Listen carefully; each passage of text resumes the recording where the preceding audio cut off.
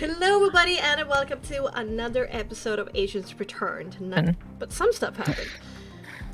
Some stuff did happen. On the whole, it was more about dealing with the realization of the fact that we're in a town that is filled with people that choose to want to kill themselves. Mm-hmm. Yeah. But we began it with a scene cut to Yanistia and Acheron in their alchemy lab, talking about potions and shit. Blackbird came in to talk to us briefly about where Titania got her knowledge, and there's a bit of a creep off between him and Acheron to some degree, without a clear winner. And then we got a job offer, which was like, I love getting those. So, ultimately, we decided, no, they're kind of creepy and not aligned with our goals. So we cheesed it out of there to try to find our party. Okay. And then, Ginevra, you were hugged. Yes, I get hugged by a random kind stranger. Thanks, kind stranger, for the gold. For the secret message. I kind of have something shoved into my palm by one of these cultists. I kind of tell Aaron, but we decide that we will kind of work it out. We couldn't seem to read the message. There didn't seem to be anything on the parchment, so we joined with the others and decided to go to the Stormholmish very quickly. To see what we could get from them and leave ASAP now that the ceremony was starting. Pretty much. Right. We're just mostly talking about using Tia as a commodity. Yeah. Because she has all the knowledge and power from her past, I suppose, and her skill. Knowledge is a big currency. Oh. It is. It's a great big currency. So it's like this alliance choice. If we were to ally ourselves with the low cloaks, which are from Stormhold, or I don't know, Tia to get her own chemical lab in a nearby town. It's a toss up. We did give them some knowledge. We did. We sort of. Or I did. Tried to show them secrets for value, so that we could potentially work together more. And ultimately it came down to a very tenuous kind of collaboration to begin with, to see if we each can prove our worth. And that then we started talking a bit about the fort that we wanted to storm, basically, at Alder Castle. They gave us some piece of information saying it is heavily fortified and protected, and on a steep hill. And there's like an outer ring, like a cloister in between, and then an inner cloister, and that is where the Count and Countess do their dirty work with a number of blackbirds, who refer to themselves as stone witches. Mm-hmm. Indeed. You're completely right. I am. Yep. If you're good about that. And then what happens then? Then we just had a bunch more lore dumped on us about the Raven Moors. Yeah. And we're just going back and forth with a bunch of possible secrets that are worth something. I gave them all of the agent training secrets. Yeah. Just take it. Church. We learned about that the Cardinal gifted the Ravenmoors a number of soul crystals, which have been taken around before being brought back again, and that's probably linked to the artifact in some way. And that because these are obviously valuable things, Irene must be getting something in return from the Ravenmoors for these crystals. And there's discussion about Irene in general. Her plan is wanting to start a war with the church, with her own army, and how the artifact might play into that. And some kind of details about soul crystals being able to trap souls forever if the person who's wielding the crystal knows what they're doing. And that's effectively all that we did at the Stormholm-ish. Before we regather Dennis and Bogdana running away as quickly as possible from this First event. you return to the tavern so we can read your notes Yes. made of invisible ink or something, right? Yes, it was lemon juice. Yes. Correct. Yes, Very and national treasure. yeah. So I put that over a candle in an empty tavern and found the symbol of the original royal family. So apparently they're still kicking about and maybe potential allies. And they said to speak signs of the dawn. So that's what we're doing to see if we can find out any more about what's going on with them. But yeah, otherwise we kind of headed off ASAP. Oh, and I also told them that I was I was part of the Seas Embrace group of kind of like freedom fighters based in Nodensia, and had been working with them whilst I was a priestess.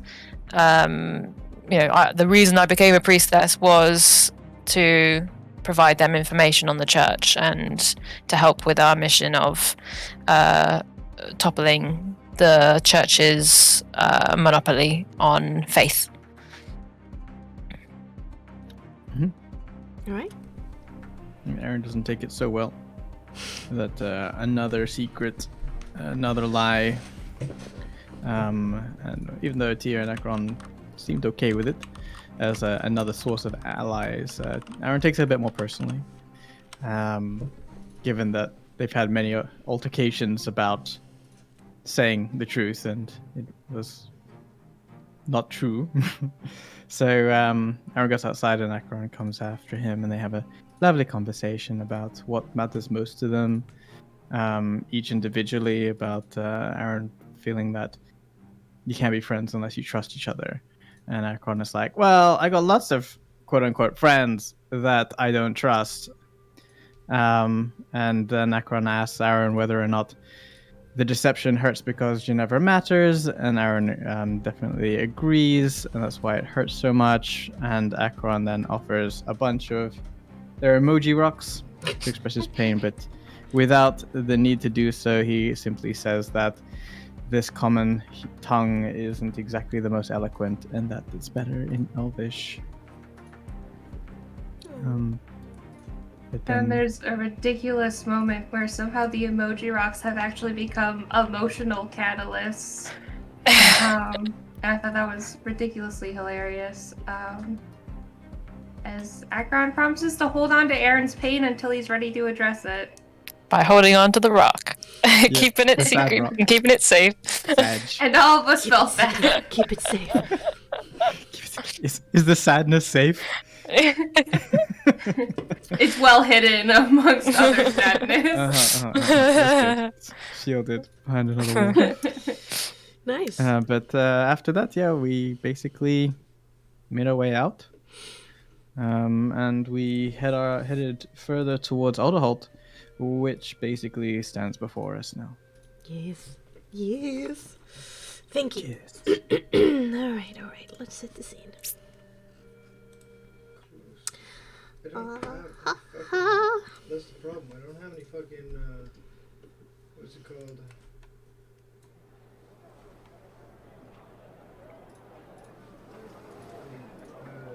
Armor piercing.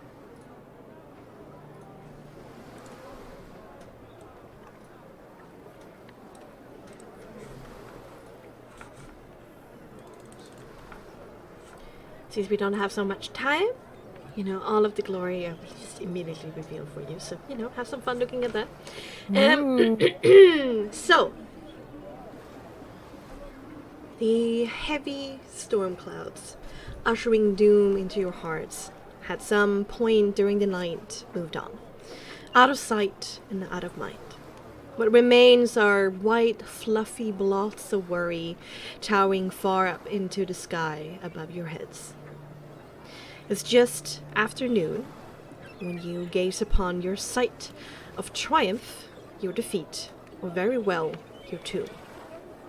As such, the city is very much awake in the throes of dawns of commerce and daily life. Harvest is coming soon in the mouth of Garek, so you see poor farmers fidget over the growing salvation of tragedy in the few somewhat flat and arable land sitting in the protective shadow of Aldeholt's imposing wind-worn walls. There's traffic, even out here, mostly coming up the southern road from Femby or beyond, peddling their wares and their business to the shabby Ewell of the woodland coast. Of this traffic, more than half chooses the half-moon road away from the eastern gate, Aldergate, to stand in line at the most southern gate instead, Kin's Door. Almost all travelers, however, stay well clear of Alder's Rise, the blackened and moss-stone towers and turrets of both the lower fort and the upper castle will stand unwelcoming. From your slight point of elevation, you can also hint a third gate out to the west, smaller than the rest, and beyond that, the dark blue of the sea. There is no white sea foam on the crests of mighty waves this day. No, on this uncharacteristically still day for this area, there is only gentle oscillation. Then, above the veil of the wall obscuring the layout of the city from you, you can see 4 grassy hills rising out of the city itself. And then further away, by the shore, 2 stony bluffs. So, for various reasons, you must find your way to the legendary artifact of the Ravenmoors. The task that was given to you so long ago.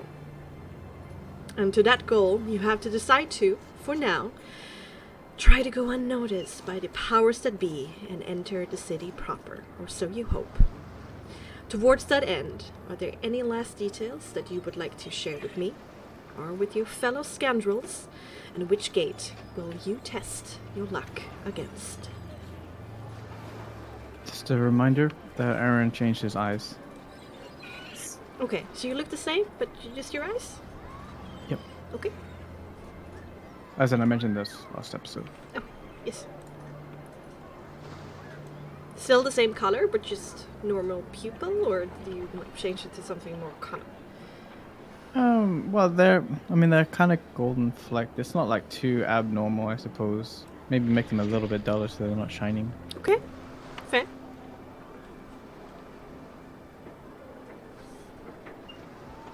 And that's everything. Okay. I don't really have anything.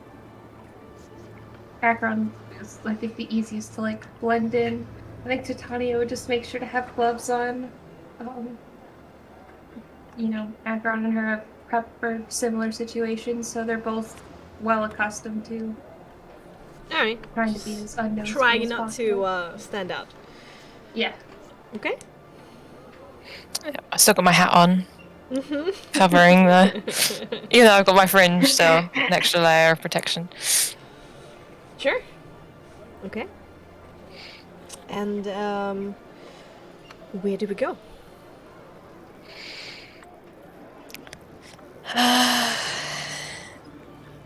Alder, Kins, or Somper? So, was Alder the most popular one, or did you say it was the Kins one? Most of the traffic is coming towards Aldergate, but then they veer off towards Kins Door. So Kins Door seems to be more popular. So we could either try and just get lost in the crowd at Kins Door, or we could try and go for a smaller one at the Southern Gate. I think you said that was the smallest one? Yes. Yeah. Saltburn is definitely the smallest. Less people is more room for inspection because they Yeah. will not have the pressure of your numbers forcing them to go fast. Yeah. Then maybe it's best to go for Kinstore, because there's got to be a reason why they're not going to Aldergate. Which one has the most number of people that are dressed in a similar like class bracket to us? You're a little So bit like, you know, too more far peasant away people. for that. We kind of got an accurate. And got away. He's first in line. Yeah, you're like 300 meters away from that gate, and this one is like, 1.5 kilometers away. Then yeah, let's go towards the popular one, and if we realize it's just like not people like us, maybe switch. Yeah, and it's the nearest one as well, so we would pass it on the way if we were going up to the southern gate. What's our story? Why are we going in if we do get questioned? Is it not enough to be just travelers wishing for shelter? I mean, that's a good story. I'm just making sure that's what we're going with. I don't think that we should draw too much attention to ourselves of being emissaries of some other No, people. that's not what I meant. I just wanted to make sure we all had the same words. We're traveling together. I don't imagine we need to have different words. Seeking the protection of the walls from the outer limits. Traveling together. If necessary, we're looking for passage on a boat, but at this point, it's kind of none of anyone else's business but our own, as long as we're not technically dangerous, I suppose. Yeah. Agreed. Okay. Okay. I'll dismount and walk, Celia. Alright. Kinstore it is. Okie dokie. You join the moss-eaten cobblestone road that connects to the gate and travels up and down the coast towards Kinstore. Small homesteads line the streets as you place yourself in the queue. Up and down the road there are young children selling snacks and light ale for slightly jacked up prices, taking advantage of the tired and hungry waiting in line. There's a great variety of people around you. Normal people, travelers, goods, and merchants. But they all stand in line as equals. Then, skipping up and past the line are two little girls giggling. They're both dressed in simple but sturdy dark gray wool dresses and seem generally carefree, in stark contrast to the focused faces of those who stand in the queue and preparing themselves to go through whatever toll or security check is up ahead. Then the two girls take a small pie from the display of a small boy who keeps his mouth in a thin line as they do, without any hint of refusal. Next, they steal a man's hat in the company just before you. He laughs nervously as both girls try out the hat and laughing at each other at how big it looks on them. And that's when you see on their backs the stark lightning bolt motif made in white paint going down the back of their dresses. They shout out a mocking thanks with a laugh toward the now hatless man and continues to skip the line towards the gate up ahead. Interesting.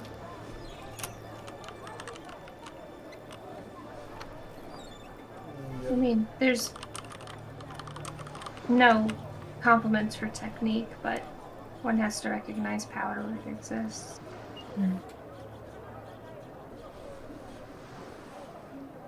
They did say that some were protected. Seems like that's extended to children as well. Well, they're clearly probably recruits or something. Child soldiers exist everywhere. You shouldn't be surprised. You're right. If anything, they're... How young do they seem? Like the early teens. We're talking like Oh. 11 till 13, around there. Yeah, I gotta say they're a little past prime age for molding, but they'd make good soldiers at this age. There's warp fire throwers. Are they just kind of running around this outside area? But they look like they're trying to head in, We can sell for like past the queue to get in. Like everyone is rich and poor, and like you were seeing some affluent, maybe, well, affluent and affluent, but more well-off merchants, and everybody just queues up, and it's just a matter of like who's first, who gets served first. But these girls, you know, were skipping, and they didn't have any like papers on hand, or seemed to be worried. They messed around a little bit with the people here, and then just continue skipping up the line. Do you think these are the orphans that are being turned into blackbirds? Most likely. Would make an amount of sense. Don't you Would think it be they have the worthwhile sigil? trying to, I don't know, befriend them, to escort us in? What do you have that's going to be worth it to them? It's not about bribery. I think that's a little bit too late. They're already Oh, okay. far. Rip. Yeah, If you Good wanted to thought. call out, skip you right gotta- past. It was a needed good to be quick thought. there. Yes. Do we stay in line or do we walk up? I think if we don't want to draw attention, we stay in line. Yeah, I would say stay in line. Depends how fast this Yeah. line is going. I want to look at what other people are doing, are coming with, whether they're all kind of merchants or farmers, or they are individuals just like us in groups, alone, etc. Make me a perception intelligence to see what you're able to pick up. Okay.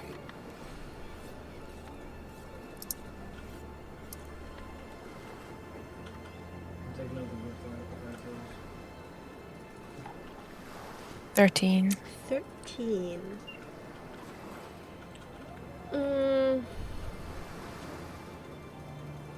In general, the goods that seems to be in for this gate seems to be a bit smaller in nature. Like there's no like produce or wood or anything like that. It's more like you see more worked wares.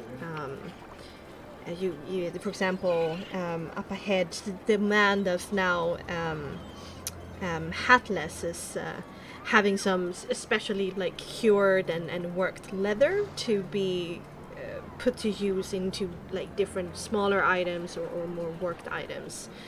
There's not like huge pens of sheep or anything like that. It seems to be more craftsmen and artisans, and there's actually quite a lot of commerce that is around you. It's definitely no the bigger cities of the continent of Frostmark, but considering how stifled the economy should be, since the pass is closed, it's a little bit surprising to see this activity. But I would say merchants are maybe a 40% of what you see. 60% is just people. Okay. It's not like everyone has something to offer. Mhm. That's reassuring. Does it look like they're stopping people at the gate? Or is it just like a constant, slow moving queue? No, like taking a step forward takes like between a minute and 5 minutes. It's like this. So there's some kind of stop up ahead that takes a varying amount of time. If it comes to it, should we mention Tia's ability to make potions? Because we know that is desirable. I think the more low key that we play is better. After all, we don't want to go ahead and put a big old arrow or target on our back. We have coin. We should show that we have coin. Okay. Infuse into their economy, I guess. All right. Okay. So what are we doing? Continuing with the plan, I was just checking if what the reasons we have to be here are not seen as good enough, whether it's worth bringing up that, or whether that's too risky and to not. And we suggested not, better just to try and give them money. I mean, Or show we have money. if we're ever entirely desperate, have Tatani. Yeah. Miracle brewer thing. Yeah, that's what I'm saying. I guess that's our last resort. Yep. All right. It's a good last resort. Is anyone in the queue talking about the gate? Like, is everyone just like standing around? I guess. Is anyone sort of grumbling about it, or talking amongst themselves? Because you said there's a whole bunch of people. Maybe there are some things to eavesdrop upon that. Absolutely. We could listen in on. Make me another perception intelligence, but see what in general what you're able to pick up on. Another perception. My first perception. Yeah. Okay. Yeah. Sure. But for me, 6.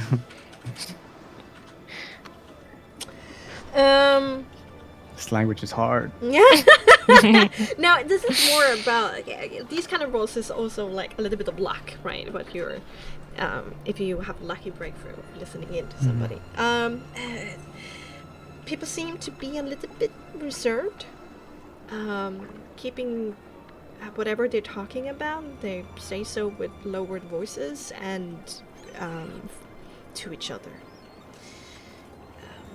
which is also saying something. I'd sneak around and check if you really wanted me to. It's just a question of whether or not there's any sort of standard procedure here that we might be better off knowing about. But it seems like everyone's very tight-lipped around here, like they're almost afraid. They are afraid, wouldn't you be? Maybe not. You aren't entirely sensible all the time. People here, are there visible tattoos on the people here? Or is that quite rare to see? Yeah, there are visible tattoos. Just for funsies, another perception intelligence. Alrighty. Before I say more. Exactly the same roll. Oi, okay.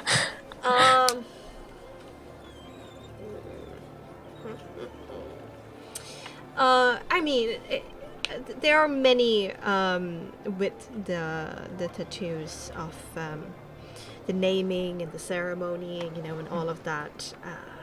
It's a little bit interesting, though, that most people seem to cover up, or have scarred, or actually gone through the like expensive but medical process of removing certain elements of their tattoos. I killed one elf. Okay. Oh, whoops. Just like one. Maybe at that observation, Akron does roll down their sleeves, now that I think about it. I think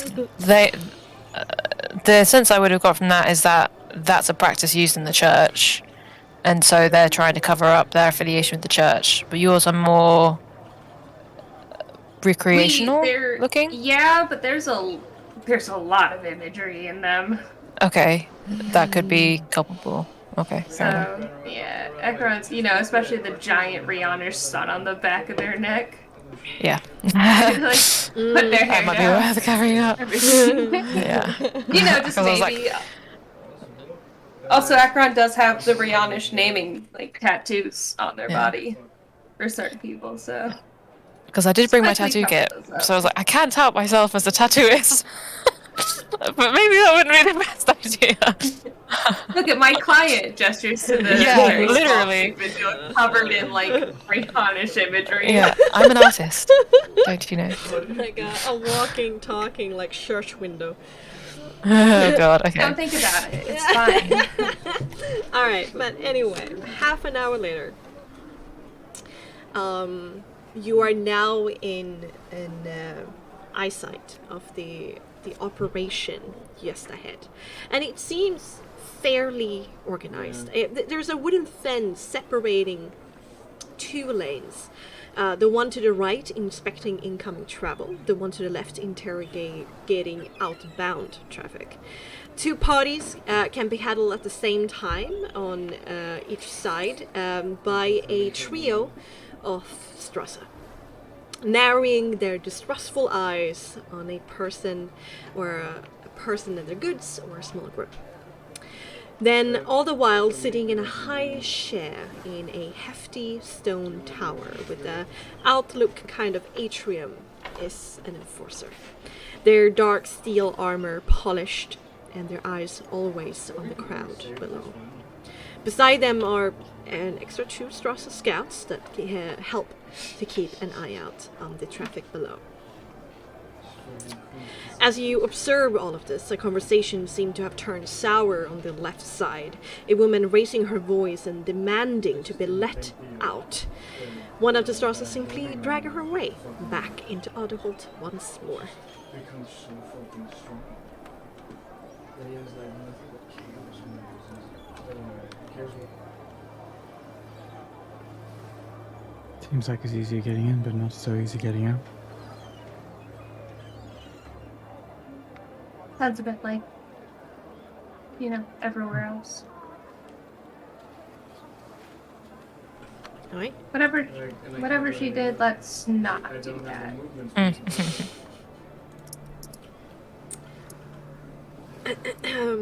So,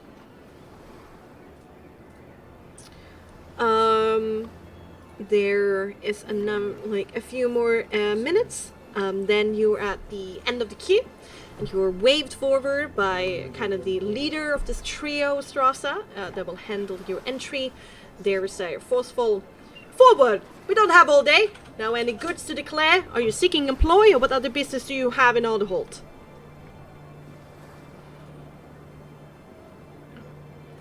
That's us. Yes. Yeah, Acheron's not the face. Yeah, sorry. Transit. For what We're happy to reason? travel through. We wanted to get onto a boat. There's no outbound in traffic from Alderholt anymore. Then employ. To Within the who? walls. What is your trade? What is your contact? On what street do they live? Can I attempt to make some shit up? I'm terrible at lying, but she's very good. Alright, okay. Based off of the knowledge that she has gathered, can she attempt to make a convincing lie of what they would be doing and where? Yeah, okay. So this Strasser is asking what trade you were in, if you have any credentials, anything to show, if there's a name for a person that you have apprenticed under or worked under, some kind of establishment that you have worked in before, and if you have any contacts of where you want to seek employee in the city. So there's just like a number of questions of like placing you somewhere in the patchwork of this territory. So let's see what you are able to come up with on the spot. Right. We do have Mirren's letter as well, so just that wanna- could be roped into it. We have Mirren's letter if we need it, and also remember Titania is a miracle brewer if that's necessary. Yeah, if it becomes necessary, I guess we'll see if I can come up with a more, like a less tied to the church and bringing us attention That's- kind of lie. No, that's so fair. That's so valid. Is it manipulation? Deception, manipulation. Yes. This is Yes, about that's being my shit. quick wit. Whoa! This is what I do. Not what I do, I'm but a what she does. Okay. 1 second. We love being a liar. Do you know? Oh, all the time. It's really good. I can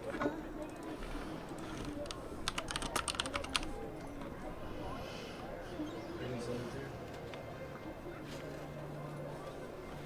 I can send it to you.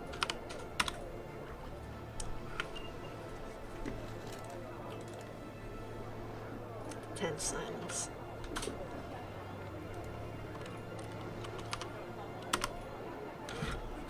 Can you not see it? Okay.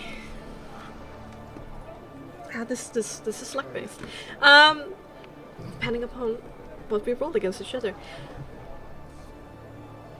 You craft on the spot, under the pressure of this whole situation, a pretty workable tale. Like you give up some, quick information, throw out some names, decide upon, trade, something that you already know a little bit about. So you're able to throw in some terms that could, Shing. yeah, yeah, there you go. That could help, and you feel pretty good about yourself, and the party around you, like in their heads, like, "Go, Ginevra, that's great." But this Drossa, We don't really need to change starting points. crosses their arms over their chest, and you can only see like their eyes narrowing underneath their helmet, and You're changing the map list real quick. there's no old Willis in the town that you describe. Change starting points. You're not being forthcoming.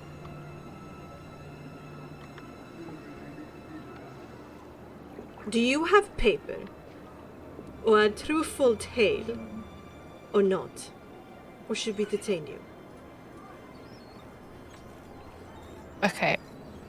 I'm gonna look to the others and be like, the papers or Titania? Which one do you guys want to go with? As in the Mirren's papers or Titania? This also had a critical 20 on empathy. Yeah. Papers would be easier. Right, then I will take the papers. And I will show them to him with a raised eyebrow, suggesting that he shouldn't get involved in things above his pay grade. Oh, nice. It's actually a woman there. Actually, Sorry, but she no, shouldn't. You don't know because Yeah. I'm not that great with voices. They shouldn't. I just there you go. That's how you do it. They look down on the papers, seemingly kind of with an aura of I don't believe you. I think that this is also gonna be bullshit. And they look at the paper and had to take a double take, and then stepping a little bit back and ruffling through it a little bit, more of a scroll, so they unwind it and then unwind it a little bit more, and then lowers it down and then looks up at you all, one after the other, pulls it up completely. Stay here. And immediately walks up to the enforcer in the stone tower, using a side door, and climbs up. And just immediately catches the enforcer's eye, whose whole dark steel helmet with those decorative spikes, just turn towards you, and you can feel their eyes kind of prickling your neck. That was the best one. I feel genuinely the best one. Stand there, worried, just waiting. Eventually you see the straws appear up there in the kind of the lookout atrium underneath the roof of the tower. There's a brief conversation where the Strasser shows the scroll to the enforcer, who also seems to take great interest. No, I didn't. Then the enforcer, after checking you out, kind of the same way that Strasza did, hands over the scroll back to the Strasza, and with a commanding tone, tells you to step aside and wait. Step out of the queue and just basically to the side. Once the Strasza like tick tick tick tick down the stairs again and goes rushing into the city itself. As a third Strasza coming from within the town is kind of like called out and told to join. So make that Strasza kind of trio complete, and you're like ushered to the side to wait.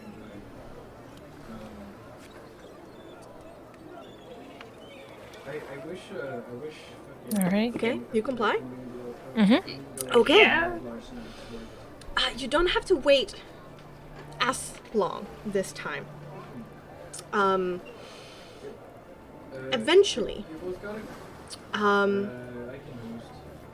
there's a person coming towards you. People give her and her retinue a wide path as she approaches. A woman dressed in a black wool dress, almost completely black, which is hard to get these days in medieval period. And over her face, there's a clay mask painted in a dark red color with like white lightning-esque patterns on it. And behind her are two more enforcers and two more Strasza. Here we go. It's normal. Who shadow her every move. She steps boldly past the gate that momentarily stop all entry and exit to behold you standing there on the side. She just watches for a moment, takes you all in, and then says, "The Ravenmoors bid ye welcome, and ensures you that the arrangement will be honored. I am Susada, and I'm here to direct you. Until her ladyship and lordship are available to host you, we will provide adequate lodgings and make sure you are protected from any unsavory business. This way, please." Can I try and attempt to discern whether she is like lying? Because I know that we also have already actively gone against Irene, and she may have informed them that if there's anyone coming, they're no longer friends. In case Sure. that they're... You only have like the tone of her voice to go through. Yes. Before, because her whole face is covered. Yes. But make me an empathy composure. And as she says these words, and you like squint your eyes and like, do I believe this? Her retinue has stepped from behind her, and like have slowly been spreading out, encircling you, and like placing themselves around you, kinda stopping you from going in any direction, but whatever direction that Sassad herself wants to. That's actually an 18. Was it 18? Okay. Yes, I can't get lower than 10. Let me see. Like it. Oh wait, no, not an 18. It's a 16. I can't 16? get lower than 8. Actually, Oh. sorry. You guys, if you I all see. go high elves and I'm Yes. fucking cold, it's not very cool for you. It's very hard to read her with just her voice. But she seems very calm. And non-threatening. And the people that are encircling you do not seem like they are twitching towards their weapons or anything. Like they're stern but polite. Okay. Then I'll thank her for her gracious welcome and follow behind. Yeah, that's true. Okay. Smile at all the people surrounding us. Be cordial. you know, all helmets, so they're a little bit inhuman in a sense to you, but yeah, don't smile at them. Acheron, Titania, Aaron? We following. Yeah. Aaron is keeping a side eye on whether or not this is also like a trap leading us to the right direction. So I guess remembering from when we were higher up, like if it's possible to understand if we're actually heading the right direction, to not like to like some back alley street or like in a direction that seems to be more, well, less grand, shall we say? That's fair. That's absolutely fair. Dodgy.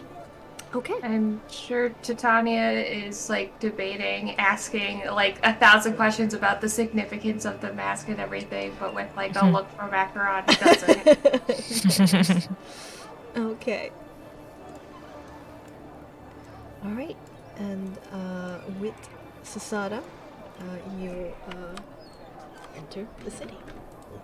The first thing that you see is this military area.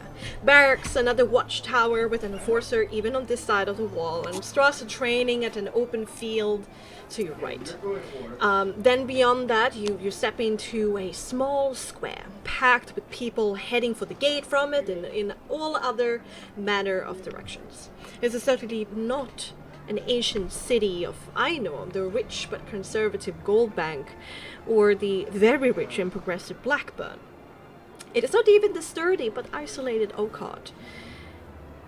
No, it's something of its own ilk. Stone being the primary building material, it is cold, it is dark, it's weather-worn by rain, wind, and sea. There are no great and colorful, airy clothes like in the south. No, here all you can see is wool, leather, and the occasional fur, all in earthy to dark tones. When looking at the people around, there seems to be some great disparities. A thin man with an overgrown beard sits and begs in a corner as a well-dressed woman walks by, decked out in furs and jewelry, with 4 bodyguards trailing close at hand. But most people are just people, trying to go about their daily lives. There's something unsettling in the air, however, mingling with the salt and stain of the sea, fish carcass and rotten kelp. People look over their shoulders often. They keep their voices hushed and mind who they're speaking with and who can overhear them. And they consider anyone approaching to be suspicious. Other curious finds is directly to your right, just down the road a bit. A group of what you can only describe as ruffians sit by a table by the road and are obviously checking out the people who walk by. Here and there you can spot the ruin of a house, and it doesn't seem like it has burned down, been abandoned or knocked over. No, it seems more like it has been stripped of everything but its foundation, and leaving behind a few blocks of broken stone and padded dirt. And lastly, standing on a few wooden crates with a circle of bodyguards around her is a female merchant calling out for people to buy tickets for tonight entertainment at Glory Hill. The price per ticket is 8 gold, a seemingly hefty price, and she seems to carry about 10 of them still unsold. Still, she gets a bite from a lad who seems to be peer pressured into buying it by his cheering friends, all of them pretty drunk. Yeah, they take you to a different place. Susada, in the lead, is given a clear path on her way through the small square. Even a heavy-laden wagon with a donkey in front of it painstakingly moves to the side as much as possible to let her pass unobstructed. And they do so nervously, fearing that they did not do it fast enough or politely enough. No, we don't need to. Tania's taking, like, Titania's probably, like, has a piece of paper, is, like, taking notes. Mm-hmm. Yeah, for sure. That would be her deal. Just like holding it like this, being like, ah, dang, trying so hard to like be like, everyone is afraid of them. That kind of thing. Walking and writing. Yeah, Should be illegal. Akron has to like keep like a hand on like her back to like be like, no, don't run into that person. Thankfully, like with the straws and the forces behind you, creating space also, on the side of you, and then Sasada kind of like the spear point, just like breaking this sea of people. So at least she doesn't walk into somebody. Yeah, I feel like Titania's like weaving slightly, kind of like a truck driver, just like in and out of like the space of the group. And Akron's like, for fuck's sake, this is why we don't ride and walk. All right. Any immediate questions about what you see? None Go ahead. Sorry, go ahead, Esmond. I was gonna say, I was gonna say I had one, but then I realized none that are appropriate, and that I think Akra would ask at the moment. Only rude questions. No, you made me curious. I think I have one Titania might ask, but I'm still looking for signs of the dawn, in case they might have some kind of thing going on here. Managed to work their way inside. It's a lot around, and Sasada's walking. She's not rushing, but she's definitely like purposefully marching in a direction. Make me a perception intelligence just to see if you pick something up. Okay. I do have a question for Titania. Or from her. Yeah. Whoa. Nice. Yeah, you're really screwed. I'll definitely know if there isn't any. Yeah. You take him this area, and you're like, oh man. They told me to like seek the signs of dawn, but shit, there's nothing. Absolutely nothing. You're so sure about it. Yep. Wow, that's a hell of a no. They definitely ain't here. Alright, well, that's good. I think I'm trying to think of how Lynn would phrase it. I feel like in my heart of hearts, because I know Lynn's not awake right now to message her to ask. I feel like Titania would ask something about like the maybe the significance of like the color of the mask, it being red, because all the other storm witches we've seen haven't had masks, or something about like the lightning motifs. Like I feel like that's a significant thing Titania would question. That it's like, or that if why there is a mask, B, why it's red, or C, like the significance of not just the regular lightning bolt, but like the multiple lightning like designs. So something along the lines of those questions, I'm sure one would be asked.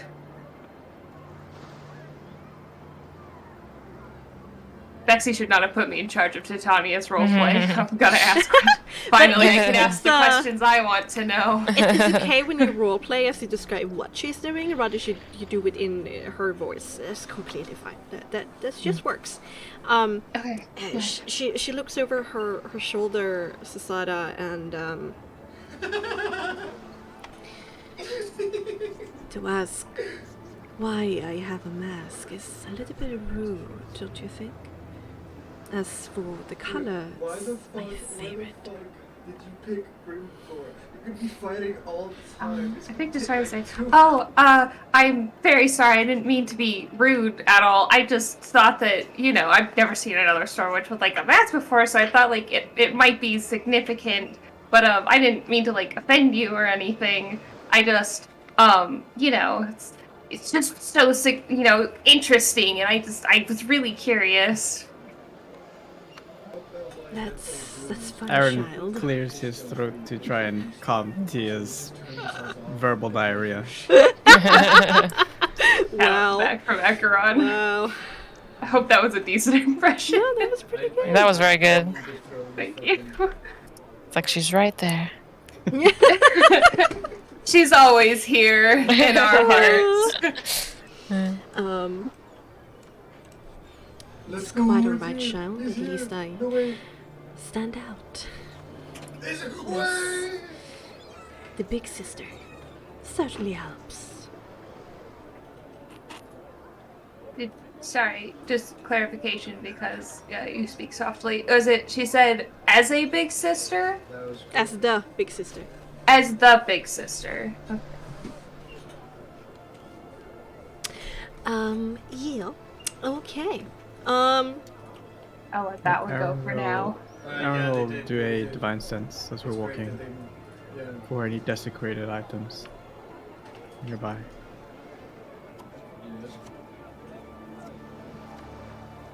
Desecrated items.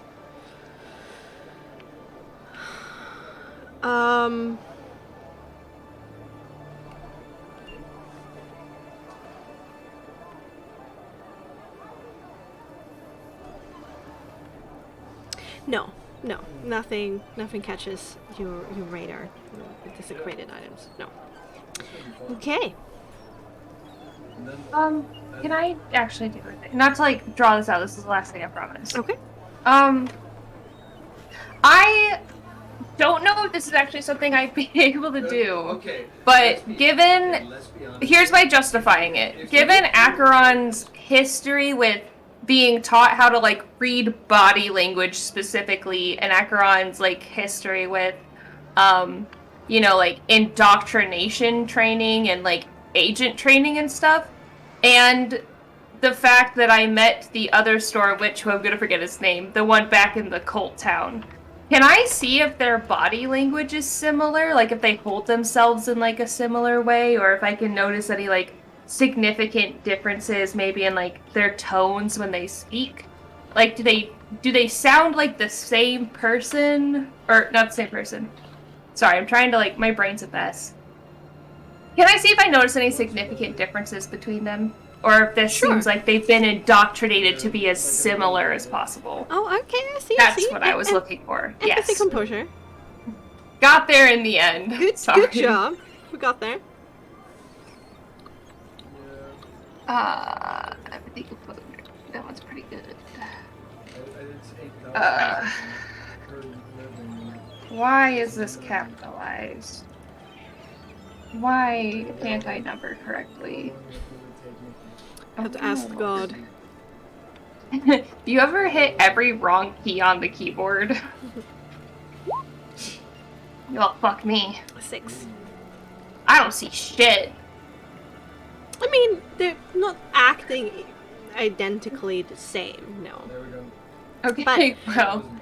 From what you've seen, like what is obvious around Sasada is that she seems self-assured and she is given quite a lot of I respect. feel like it's Fear or But- respect. Yeah.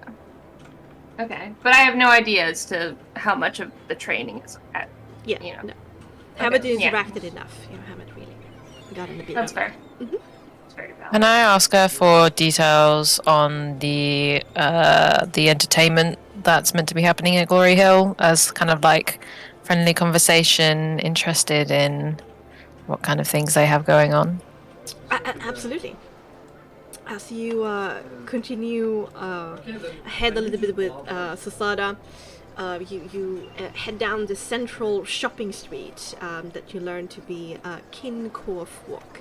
Every crammed building or some kind of storefront. And there's often living areas for the family on the second floor or in the back. Here you briefly pass by small stalls that sell produce or food, and there are all these stores imaginable: saddles, belts, jewelry, food, furniture, boots, hats, pots, pans, oils and perfumes, lanterns and candles, cloth and clothes, nails and hammers, and everything in between.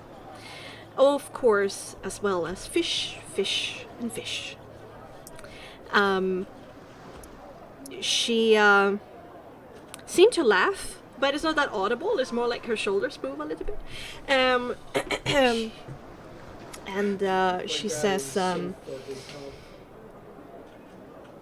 Or There's a martial celebration every week to this day up on Glory Hill. Well, it used to be Saint Vala, but we renamed that. Some of the peoples of Otherhold would like to call it Glory Hill in the common tongue, but the official rename is Glory. People are able to test their mettle, their strength and conviction, and if they win, they are rewarded. Here come the Nurglings. It's quite a celebration. People like it. What's it celebrating? That rewards come to those talented and determined enough.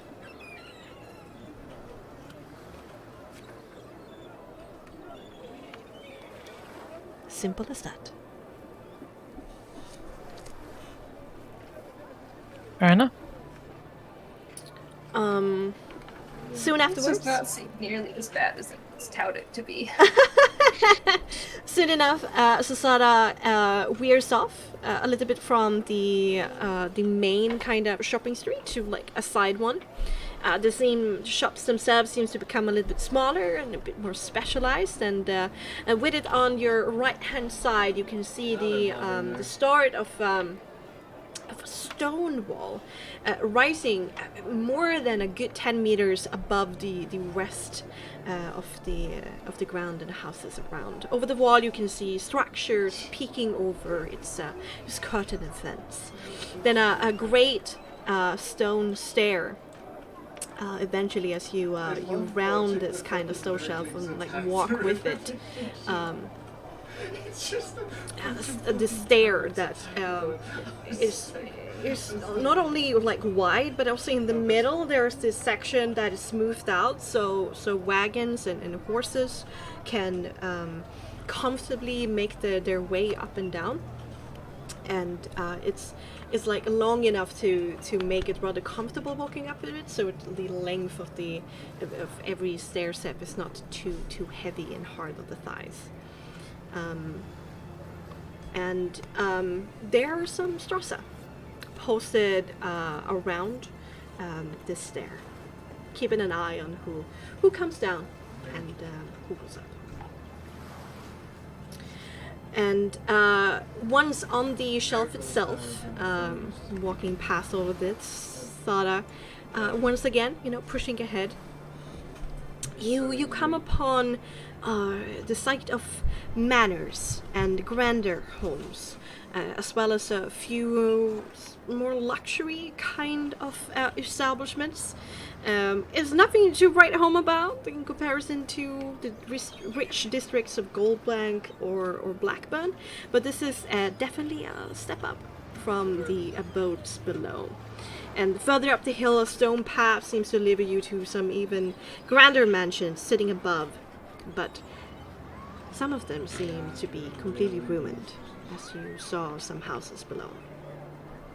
But Sasada takes you to the immediate right, to this inn and guest house called Swooping Swallow. Sasada shows you inside, and you find the interior definitely to be of upper middle class to even lower upper class, with wood paneling inside, something that is quite expensive at these parts.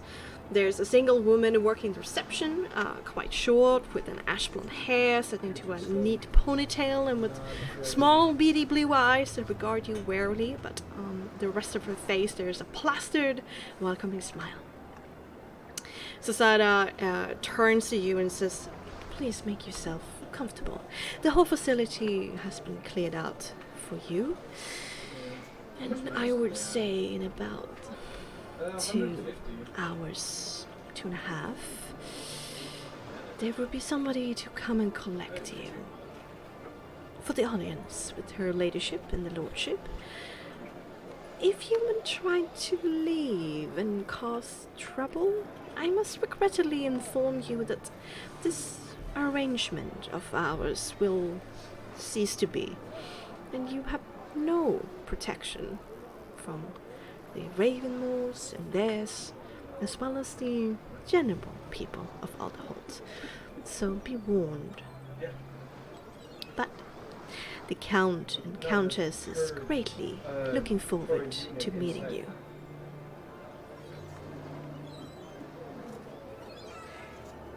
Would it be at all possible with an escort?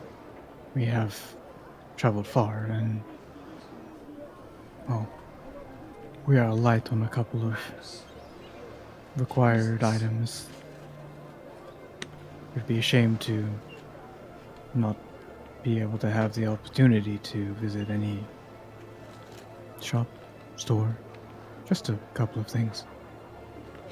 For now, we want to make sure that you are kept completely safe and well rested before the audience.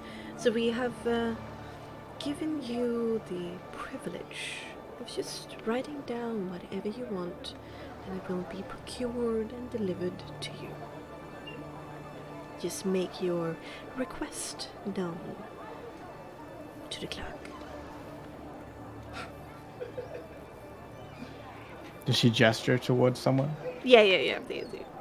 The woman standing by the reception, who gives like a tight nod. 2 hours then.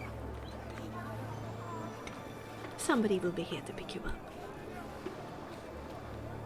Enjoy yourselves.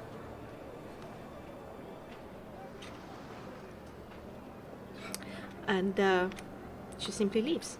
And the guards leave with her. I'm not sure if they remain in the area or not. And you are left alone. The clerk shows you to a staircase that leads up to an upper hallway, and she sweeps with her hand and tells you to take your pick. There's about 10 rooms in total, with one like semi-suite and one suite, whilst the others are a half and half, either singles or doubles.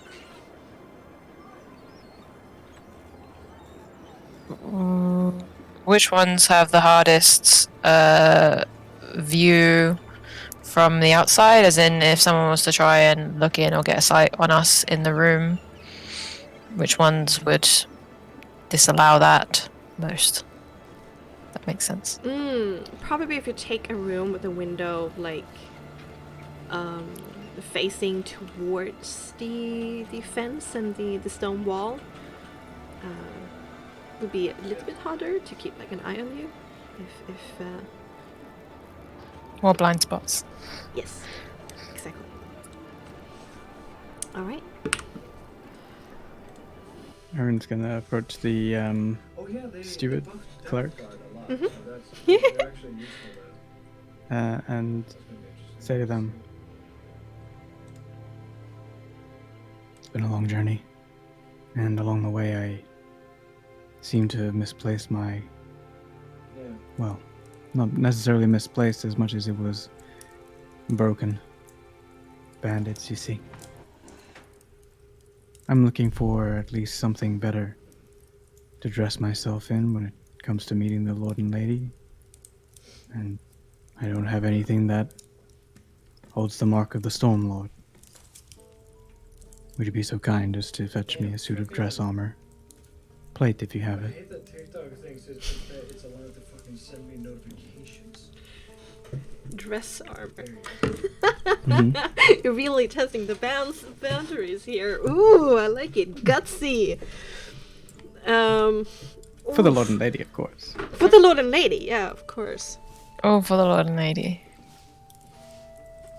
Ah, fuck. We probably do want nice clothing because I just you guys ever realize something where you're like, you idiot, you fool? I just realized Acheron's best outfit is a dress which completely shows off all the most Rihanna-ish part of their tattoos. I mean, they know winter we're from the clothing church. Or at least, you know. Yeah, they but know there's a us, difference between being from the church and having almost heretical tattoos on your because it's a broken Rihanna's son. You gotta lie in that bed. You made it. Your choice. That's so fair. You know what? Fine. That's what. Actually, I mean, you can prestidigitation you all over with like makeup. I was actually going to ask for makeup. What happens to Acheron at this point is what happens to Acheron at this point. It be like that sometimes, homie. Own it. I mean, literally all that Ginevra has is a like fisherman's shirt and a skirt. So, we weren't meant to stand out. Maybe we should ask for decent clothing. Yeah. It's look mighty fine. Yeah. Okay, so diplomatically, the clerk would say that there is unfortunately no time for a fitting, but they would be able to get pieces of a full plate armor that is easier to, do some changes to, like some arm guards and shin guards and stuff like that. But like maybe a helmet. But like the breastplate and like the bigger parts, she cannot give you a good product in the amount of time that she has on her hands. Except you, Christian, fuck you. Whatever you can get. Clearly what I'm wearing is not suitable. She nods. She takes also writes down like neatly on like a little book that she brings out from her inner pockets. Makeup, nice clothing, like fine clothing. I want a blue silk dress. Wow. I mean, they all like blue. All the black bears I've seen have got Lightning blue all stuff over around. them. Okay. Yeah, well, just the blue is fine. She says that silk is not something that they have Satin? access to. I think crushed velvet might be the best. That's still like super expensive, but that's possible. Alright, anything that's floaty, really. Well, let's make taking advantage of this as hard as possible. I mean, They don't let us leave. They fucking have to pay Make for their it. wallets hurt. I know, right? We could have totally got this ourselves. Yeah. Just like a full-on layered chiffon dress. Yeah, chiffon, yeah, that's the other material. Yeah, I'm happy with chiffon. crushed velvet. It will have to. Great. Okay. And any specific wants and needs for Acheron for? There? I think Acheron, if they could find a decent outfit that's pants, more preferable for no reason at all. However, to be completely honest, Acheron's biggest thing is I would like pants. But if it is a dress, that's fine. Acheron's really not picky. Acheron's like, just make me presentable, and movement would be nice. This Clark is actually pretty empathetic. So she noticed that you can swing either way. So she just asking what you prefer for this day, because she doesn't want to assume. That's so fair. I think, because it's about being bold and powerful, I think Acheron's going to go more masculine today. Okay. So I think Acheron would like a more masculine. All right. Fine She outfit. would be able to, she recommends some, heavy pants for the weather that's been treated, so it's a little bit harder for them to get immediately wet, but they're still in a good fine quality cut. And then a pirate's shirt, and then a dress jacket of some sort with some fancy buttons. Yeah. Okay. Also request a hat or some sort of headdress that or a veil type thing that looks formal, that kind of covers up that type of area, whether it be a hat or the thing that Ginevra had when she was a priestess. Okay. Okay, she's definitely able to get you, like, it's like a felt hat in the same color, like long brim, so it like creates this very, you know, artisanal little dip, you know, on the half of your face, and then goes up again. And We'd be styling. you'll be styling with this like darker blue sash tied around. Huge feather. Yes. But there's also like a very light On guard. shawl that comes with it to tie the hat to your head underneath your shin, because it do be windy here normally, so it just comes with the hats in this place to tie them down. Yeah, it didn't need to be anything too ostentatious. I'm not trying to draw attention to the area, but I'm just trying to have it covered in a way that seems like, I guess, artistic or aesthetic rather than trying to cover up her mark. This is another layer of But they're protection. very they're being very nice. Like she is very You know I'm fighting elves, oh, right? Bad for this girl. What a nice individual. I What's her I will name? actually properly thank this person. You can't. Because they bring you stuff? Because she's being nice. Yeah, she doesn't have to be. She's doing her job. she Okay, gives but- you a genuine smile and she says, I'm only doing my job. Kindness is always a choice. Not always around this place, Mm. but the sentiment is nice. I'll be right back. Thank you. There's also a bit of like a buffet area in the tavern that's already been like set up with some like still cold cuts, but still there for you to enjoy if you want to. There's the ability to bathe. They don't have the time to necessarily heat it up before you arrive, but you can take a cold bath if or like a whore shower, as it's called, if you want to do it quickly. Aaron cleans your stuff for prestidigitation anyways. Yeah. Yeah, no, I think at this point in our journey, we know about the prestidigitation, so Akra would just approach Aaron and be like, fix me. I mean, Kia can also do that too. Yeah, but it's funnier to ask you in the moment. So. Akra just wants to see what you do. Oh no. Listen, we're friends now. This means I get to fuck with you. Make a little fart noise. As he does it. Did you know he has a All right, and the premises are yours. Eventually, the clerk comes back, but it's like 1.5 hours later. You know, it takes a while to run these errands. And you have the time to lunch around. Oh yeah. Aaron, as you kind of settle down and like go through your pack, you realize that there's like just a number of pebbles in there. Pebbles in where? Sorry, Yuri was talking. Oh, sorry. As you settle down to rest for a while in this inn, and as you open up your pack, you realize that there's just some pebbles in there. Like, you know, stones in different sizes and shapes, but pretty small. Just there. You didn't put them there. Do they have faces on them? No, there's just small stones.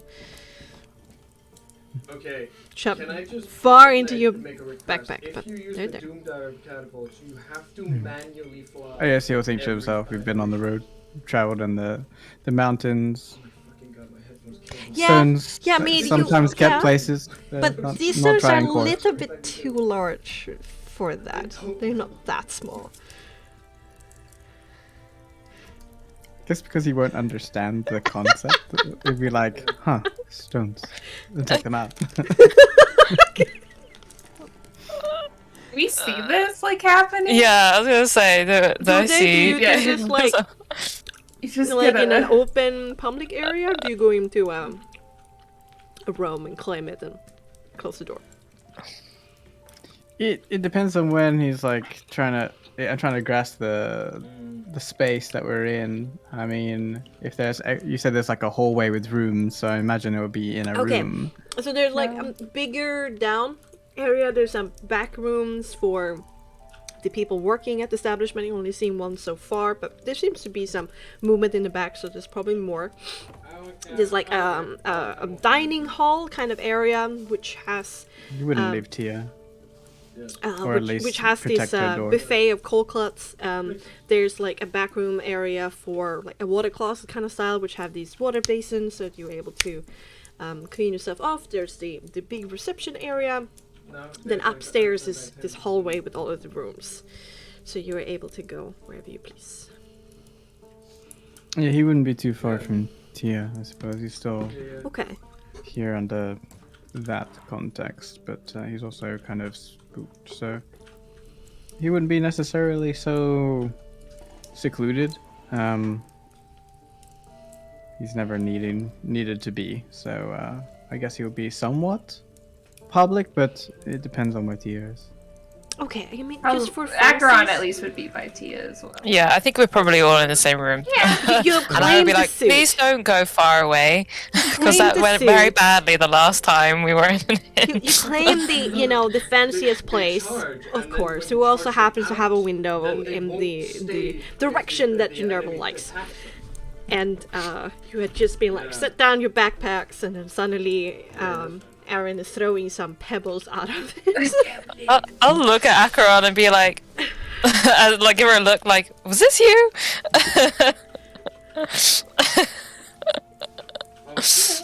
He'll give you a bit of a shrug, and as Aaron just kind of discards him as like rocks. Acheron just assuming this is what I think it is.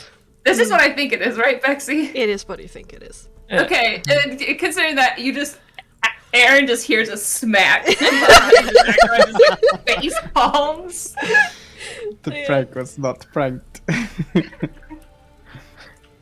You just get a straight, like, there's just like the light like smack sound and a sigh. It's like one of those like your soul leaving your body and like mild, like it's like disappointment, it's exasperation, it's like the death of hope. Like it's all of them and just like this sigh. Yeah. Well, that didn't go expected. Don't worry, Acheron will this like time. creep up behind, like poke Aaron on the shoulder and be like, pranked. What? We have pranked you. Oh, when?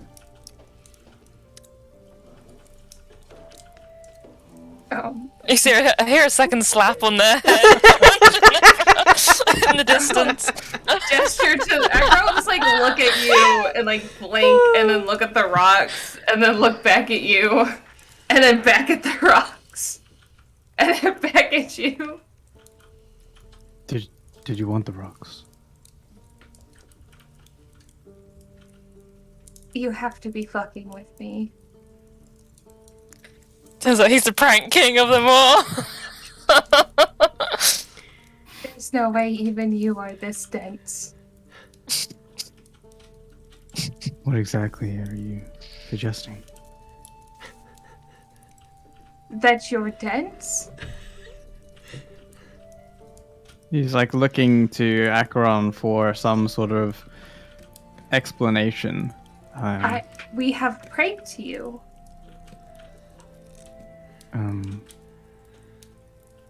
Acheron's returned to Okay. Ginevra for help. Ginevra's just watching Glee. Remember when I talked about customs, like the human customs, and we talked about like joy?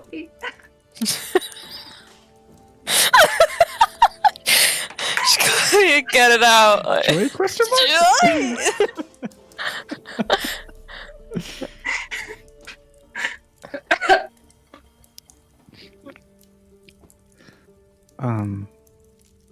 We spoke about joy, and I'm not sure if comedy was brought up at that time, but that is supposedly tied into joy as well.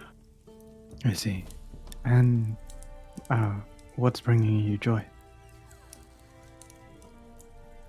Currently, nothing. However, the rocks were supposed to be comedic. It's fun. That's the better word. There we go.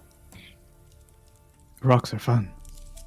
Putting I think rocks that was in fun. people's bags when they don't know so that they discover them and are confused by them is fun. Except you weren't confused. You just sort of seemed accepting.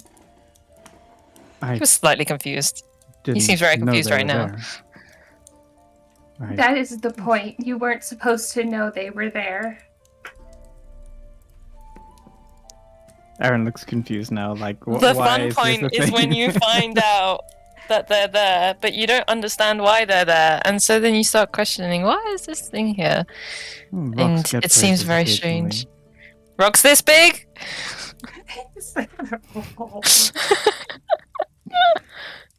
I mean, I didn't A rock like necessarily this? know. I didn't know that they were there. But then you Yeah. did, and it's when you did They are that's the fun part. nice rocks. Thank you. Continue RPing a bit. I'm just gonna run and pat on my nose. I'll be right back. I have We're joy glad from that your you rocks. enjoy. Don't lie to us. We will attempt to do better next time. Half of the fun is lost when it must be explained. I am fine. Have you ever had to consider why something is funny and suddenly it's not exactly funny anymore? I suppose. Are you sure you know what funny is? Well, yeah. I think. I mean, I've laughed before. It's just. It's all Hey, about Aaron, context, do you know right? any jokes? I mean, is this the time for jokes, Acheron? This is exactly the time for jokes. Yes, we might die, and I do not believe that you know what a joke is. He looks at you and he tries to rack his brain to, because it's like on the spot kind of thing, and it's like, come on, Aaron, you Why did an angel pass across the road? You must know what you're Aaron. Please.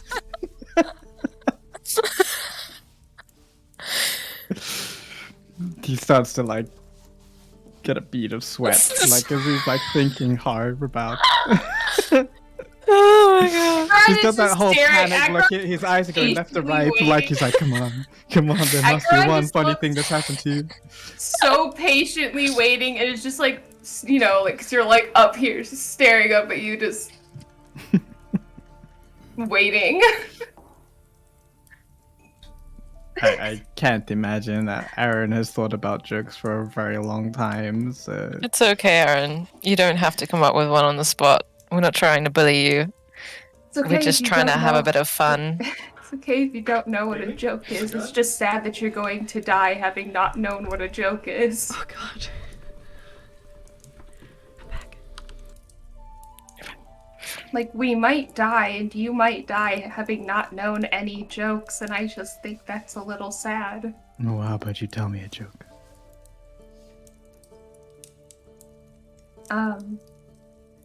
Sorry, all I could think of was mean comments. Give me a second. Yeah, like in your love life. I was about to be like this mission,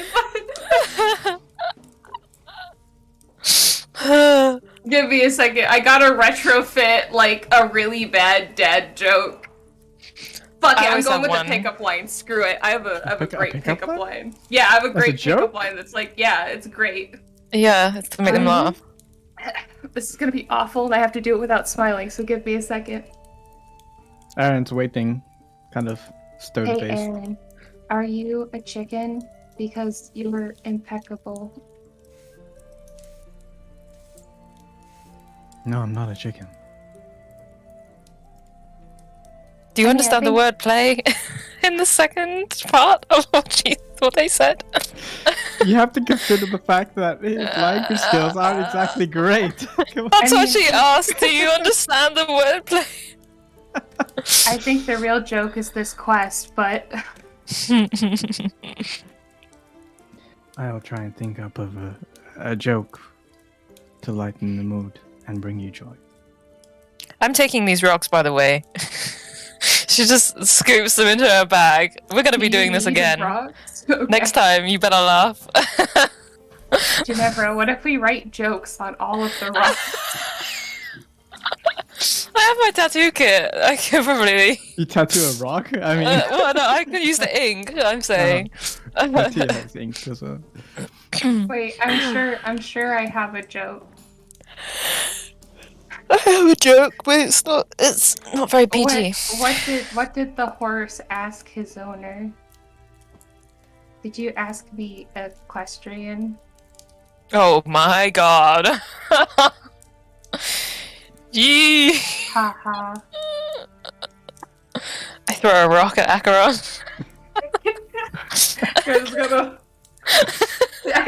Roll to hit. What are the small ones with my little Acheron weed just, like, throwing arms? Roll to hit. Roll to hit. Oh god, what do I roll? Is Acheron within 4 meters of you? Probably, yeah. Okay, We're in the same so room. Then just a 1 to 20 plus your dex mod. My dex mod, right. Please do not hit me in the face. It's not a I lot. need that. No, I'm literally just trying to like throw it as a joke, like at your chest, like very lightly. I'm not trying to hurt I you. mean, that doesn't hit, but Acro would just let it hit them. Just All like, right. look at the rock and look at Ginevra. They're pretty extreme people. Not gonna lie. Okay. Is there any last preparations after you dressed, and you dressed fabulously? Yes. Aaron, you get Makeup. +1 AV from these parts.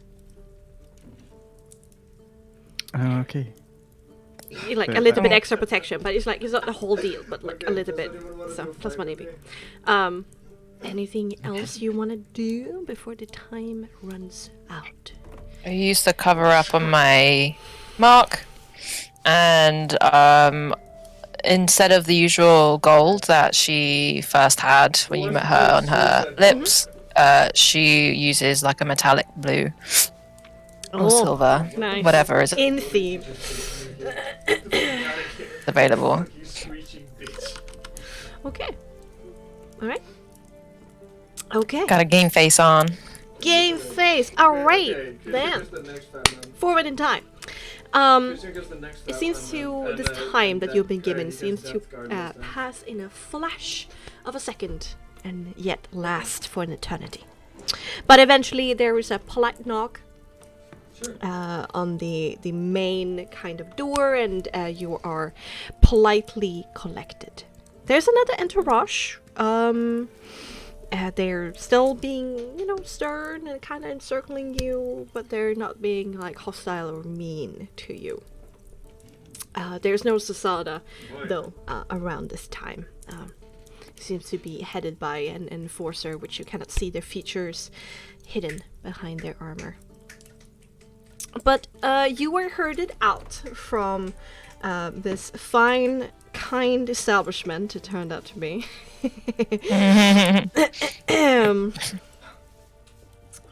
Let's get back Erik got to see. to Erik got to sounds see of the the city. power of the escaping doomsday. You're herded out of the city from the shelf of Upper Grand Home to further west. Now east. You walk past more stores and thinner but taller inner city buildings. It seems to be even more cramped. It seems kind of like the old kind of centra of this particular city. Towards yet another hill called Glory Hill. There is another atmosphere in the city from where you entered till now. There's a buzz, a tension, All pubs in the street corners are full, and an echoing cheer can be heard from the large hill in front of you, even at this distance. You were moved forward through some more streets, and eventually you stand before another set of stairs that lead you up to another shelf. There's a lot of ruined houses here. Like, everywhere you look, there's just ruins. And you are led up this kind of zigzagging path. Sometimes there's even like stairs set into the hill itself to make it easier to crest this hill. But on the top of it, there's a somewhat flat area with a lot of ruins around here as well, but they're bigger than down below. But in them and beside them, there are some makeshift buildings rising from the ashes, but they seem quite rudimentary. But your attention is stolen by the great circular structure ahead of you. This used to be Saint Vala's church. You all conclude humans in the party. Its general construction is such of a great cathedral of Rion, but every single symbol to him and his followers and its history are either defaced or destroyed. And most shockingly, the great dome roof inlaid with stained glass of such a sizable cathedral is completely gone. Left is just a circular foundation, still towering far above your heads, but nothing alive alike the heights this building would reach if it were complete. Here the sounds coming from this structure are even louder. Cheers, oohs, ahs, boo-hoos mingled with the clash of weapon and shield. An arena of some sort.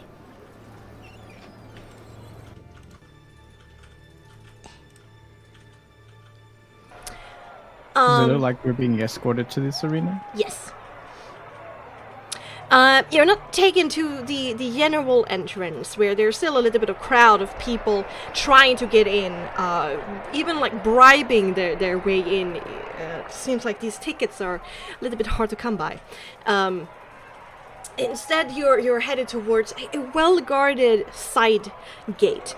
You're immediately ushered through after the enforcer states who you are, and you're led up these shady inner stone stairs to a long winding corridor of with some connecting rooms, and in this corridor there's various servants waiting around or moving about, and there's also some very well-dressed people, courtiers of various business and standing, who give you all inquisitive looks as you're all just moved past them, given special access, you could say. And eventually you come upon this double wooden door, once again guarded. Your primary enforcer opens it up, then stands aside as he declares your presence as the arrangement only.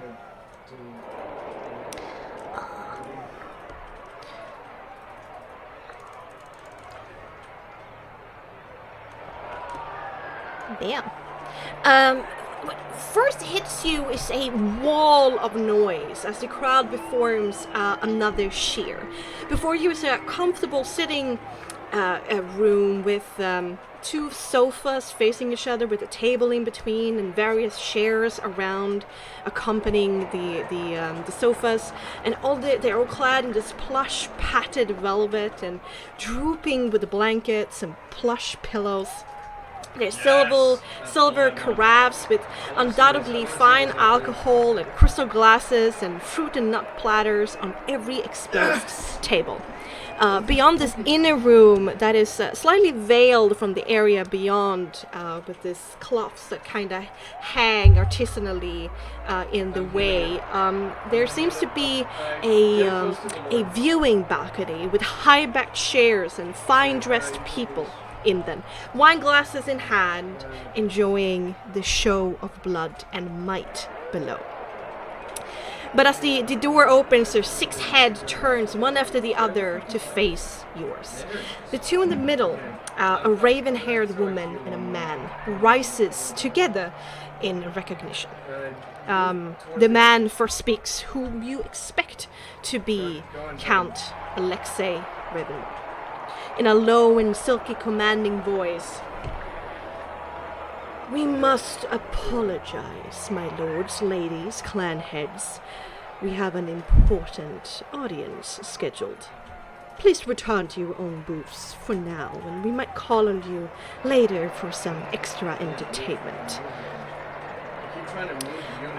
If there were confusion or displeasure on their faces, they quickly manage to mask it.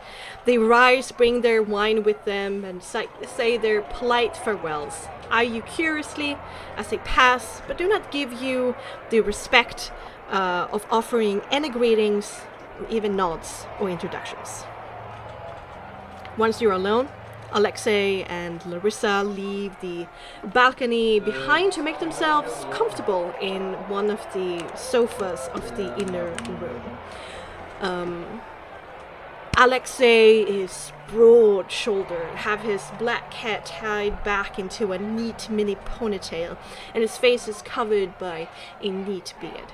He is dressed in some flowing dark satin and silks, which seems to hide the bulk of an armor underneath, but sometimes it clanks despite his best efforts to hide it.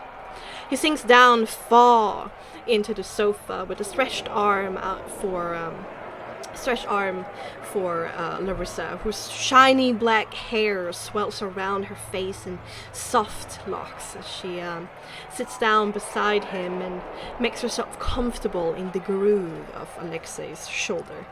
She briefly arranges her long Yule and gold-decorated sky blue dress in an aesthetic manner before completely relaxing against the frame of Alexei. It takes you a little bit back.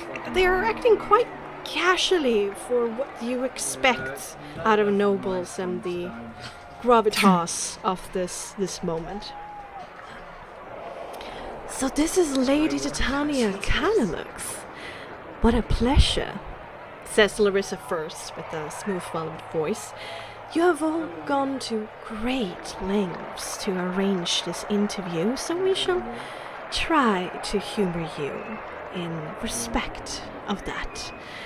Of course, we cannot answer everything. That you will have to accept. But we are befuddled, aren't we, darling? Alexei's eyes transform from loving to intense as it wanders from Larissa's face to all of yours. Indeed we are. We were under the understanding that this was Lady Titania's payment for resuming her duty with her peers, but you have now, all of you, cut your contact with Irene. Yet, you are still here. Why?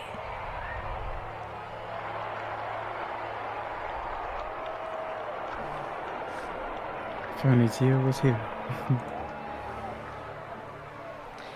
I have no idea what Lynn would say in this situation, so... Maybe Titania can be like in the bit in the back and be a little bit overwhelmed of just writing everything down. Yeah, something like Acheron's that. protective person comes out. Yeah, you know what? Does it seem like we'd be allowed to sit down too? Actually, Acheron doesn't give a fuck. Acheron's gonna go find another couch and just sit down. Like, yeah, there's two couches, facing each other, and they chose one. Yeah. So yeah. So absolutely. Acheron kind of like does the plops down, arms on the back, just slouched complete power pose type shit. Looks super makes the effort to look casual and not afraid or intimidated at all.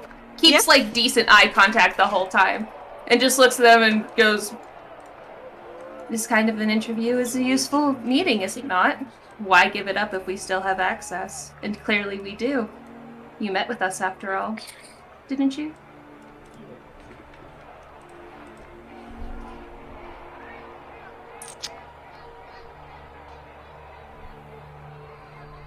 Yes, you did.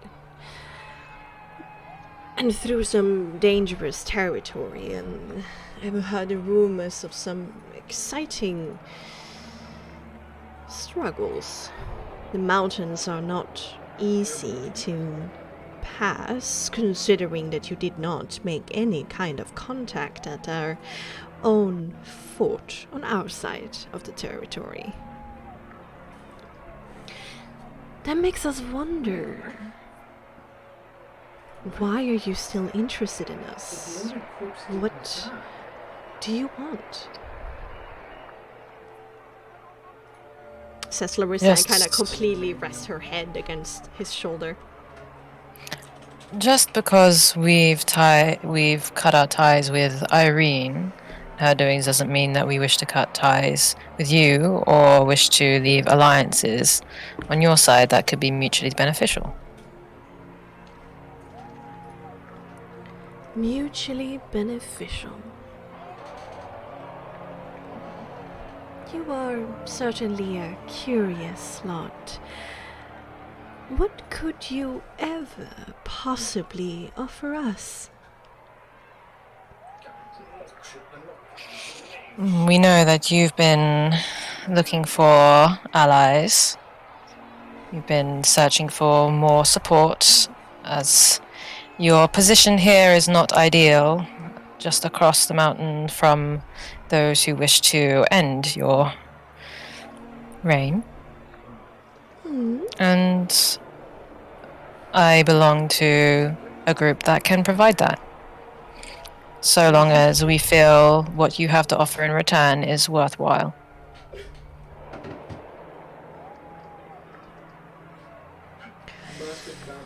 A group that can be of interest to us.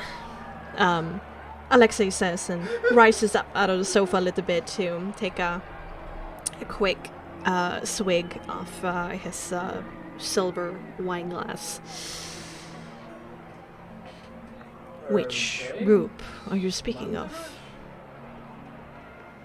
The Seas Embraces. Larissa and Alexei give each other a look. And Larissa leans forward this time and places her shin on her fist. Really, now? That is usually a name that is not widely known, but how can we be sure of your truthfulness? Is there like a knife or any kind of blade nearby?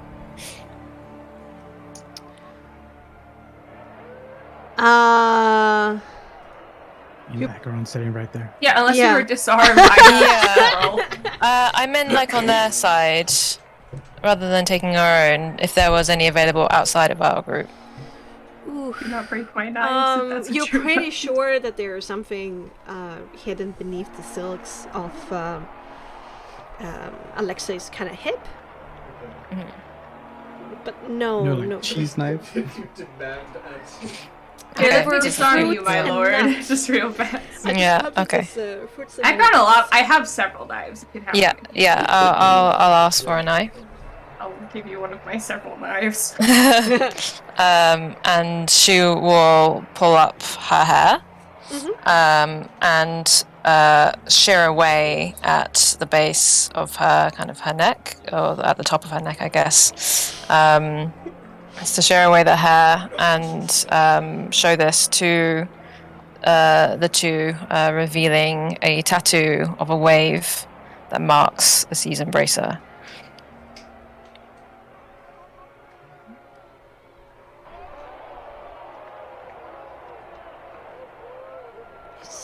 Would be strange for just anybody to come across that symbol.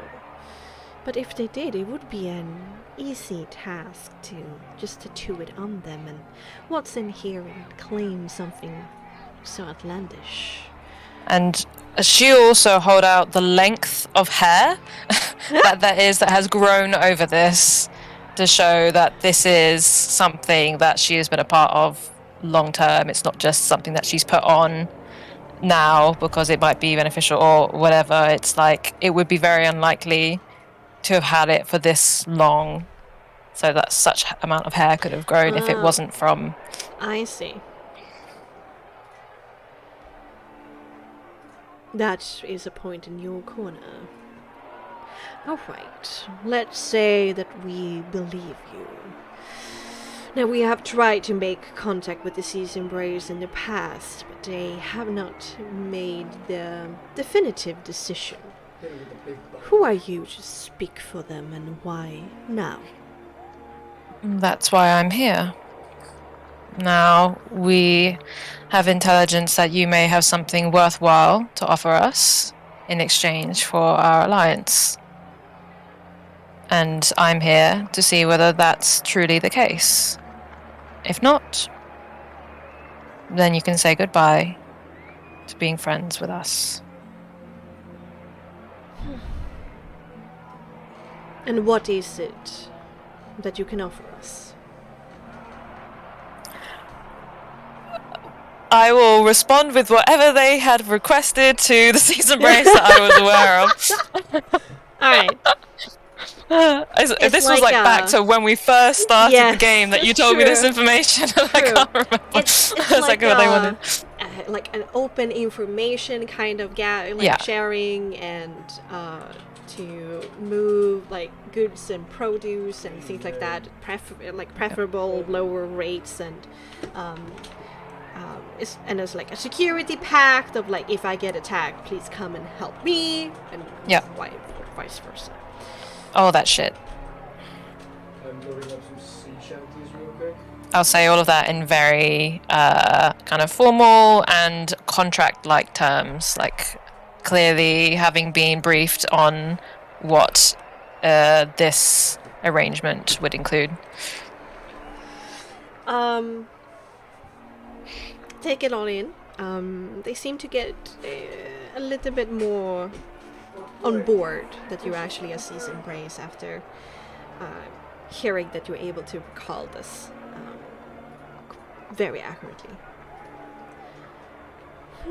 That's all good and well, but you said specifically that there is something of ours that is of interest of you. What would that be, pray tell?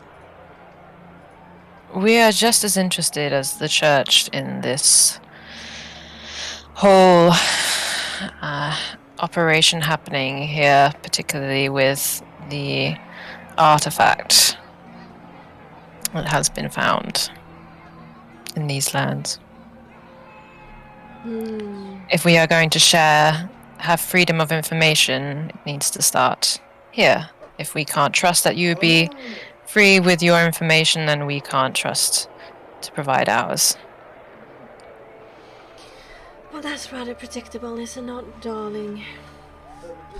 Yes, it seems like we have a major piece as our advantage, dear. Yeah, except she's pointing at Tuna, much less likely to turn on you, claim you have the power of a demon for clout. We're in the same bed here. You think you know Irene? Trust me, I know her better. And she will turn on you when it is convenient. How do you think she got where she is? Oh, you have a... It concerns me that you would think so poorly of us if we are going to be friends. You said I think poorly of you. You have accomplished a lot. In fact, I am incredibly impressed by your power, your strategy, everything you've accomplished. Yes, you should. But Irene is not blind to that either. And there is no way that she is going to let you. You do not need Reach. to worry about Cardinal Irene. We have the situation quite in hand. Are you sure? Yes, I am very sure. This is not our first bout. Less important. Then why are you than asking for that. help?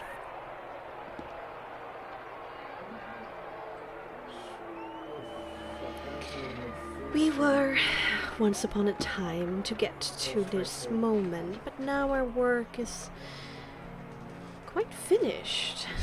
So it requires a little bit more, and then, well, we will have all the help we can get and wish for, will we not, darling? Yes, very soon. The fruits of our labor.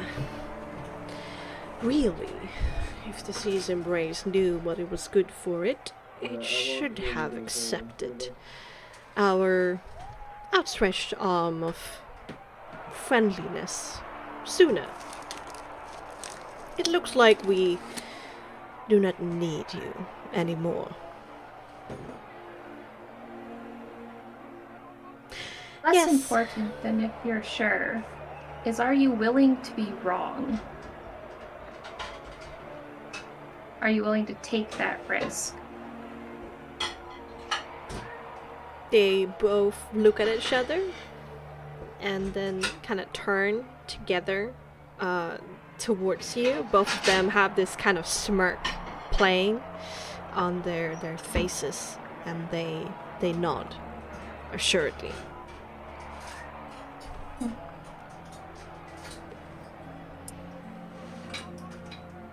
Well, then I guess it doesn't matter that there are people after stealing your artifact.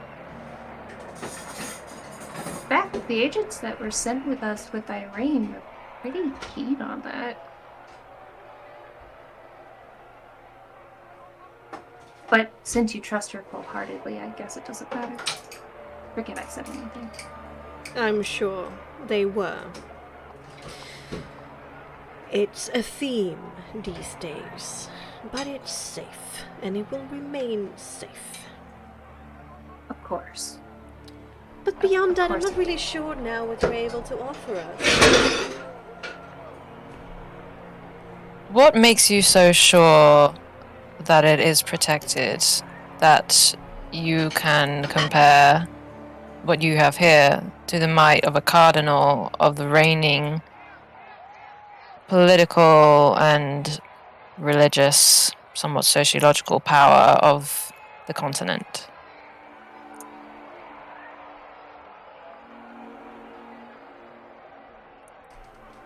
We have some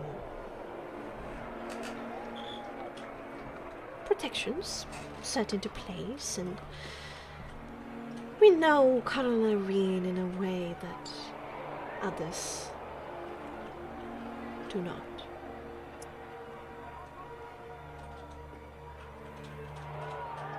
Sounds pretty shaky to me. So say that sounds like my line. And look where I stand. Then why are we here? If you have so clearly made your decision, and so clearly are completely able to understand this cardinal who is able to make her way up to the top of the most powerful organization of this continent, and that she either won't stab you in the back as she has everyone else, or if she tried to, that you wouldn't fall. Why do you wish to spend your time with us? Quite honestly, we were intrigued and curious about you. You are unique. Yes. Yes, you are. A wayward agent.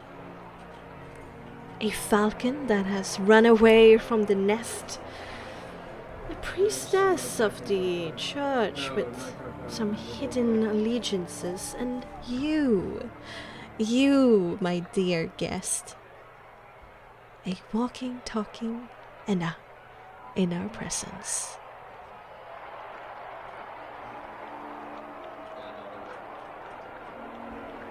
I didn't know that I was so famous.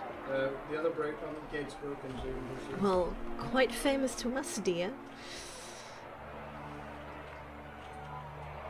You are very unique.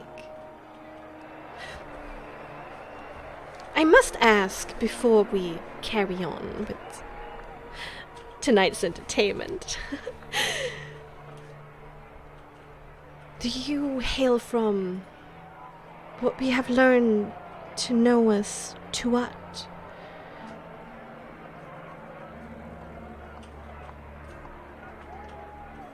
Yes? It's a curious word. No, it didn't break. They just opened I'm the wondering gate. how you came to learn of such a word. Well, we have a But- very special friend.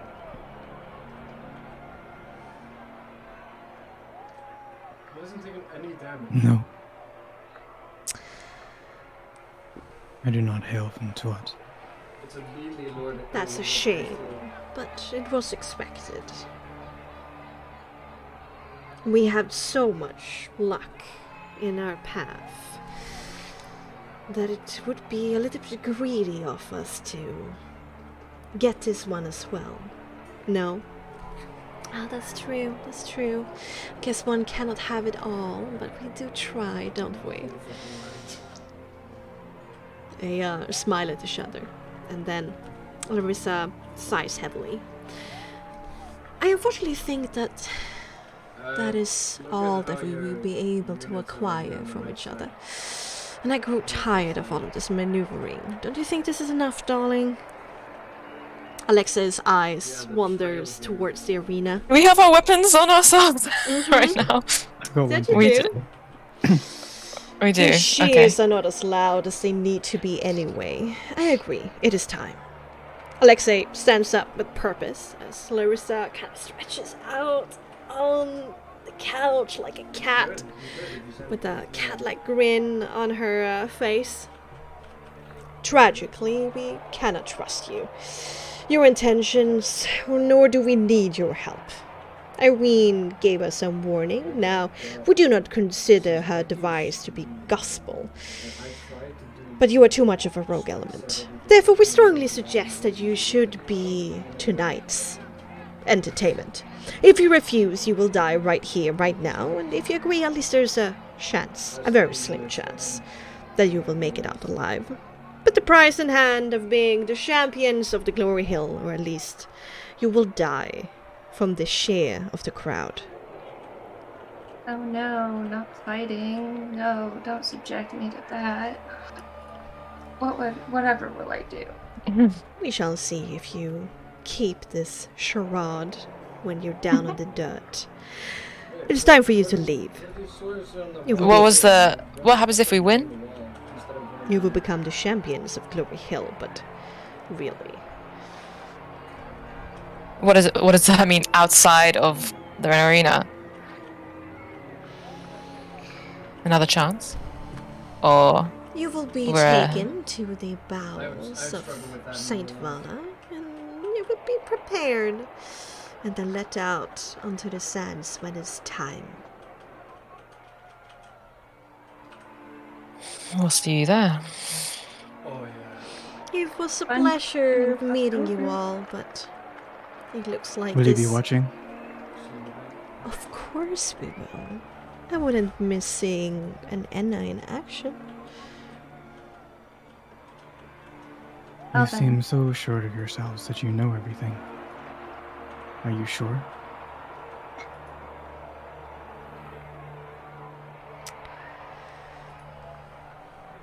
The hour grows late. Your escort is waiting behind the door, Alexei says, and has his hand outstretched towards the exit. Oh, and then right before hitting the door, Akron will turn and will say, I'm sure your country will look lovely while it burns. And then we'll head out. Can I just do a quick check of how far down the arena seems from where they're sitting? Jump. 69,000 damage. It's a pretty In like meters. Saint Vala's pretty big cathedral. It's not the biggest of you've seen, but they're probably 30 meters about. Yeah, like 3 stories up, basically. From the floor. I wouldn't be able to see them from inside very well. From inside the arena, like where they are. It would be possible to see them, but they would be pretty small. Okay. Fuck. It was definitely seeing you. Yeah, I imagine that if I try to do anything at this point, it's not a good idea. Even if it's just verbal. DM wills it. I want to stick my hunter's mark on that bitch! Shoot her from inside. I can shoot her 120 meters away. But I think that's probably not the best decision. Yes. Yes. So, you are, you go towards the door, on your own volition. They both say, goodbye and wish you a good death. And, indeed, behind the door, there's even more security around. Like, if things would have gone sour here, there were quite the backup waiting, out here. And you are taken from that corridor deeper into St. Vala again, but a little bit away to the side and into what seems to be some kind of preparation room. There are some weapons and armors around, and you are given a moment's privacy that you do not know how long it will last. As you prepare yourself mentally to prove Larissa and Alexei wrong. And with that, we're gonna go for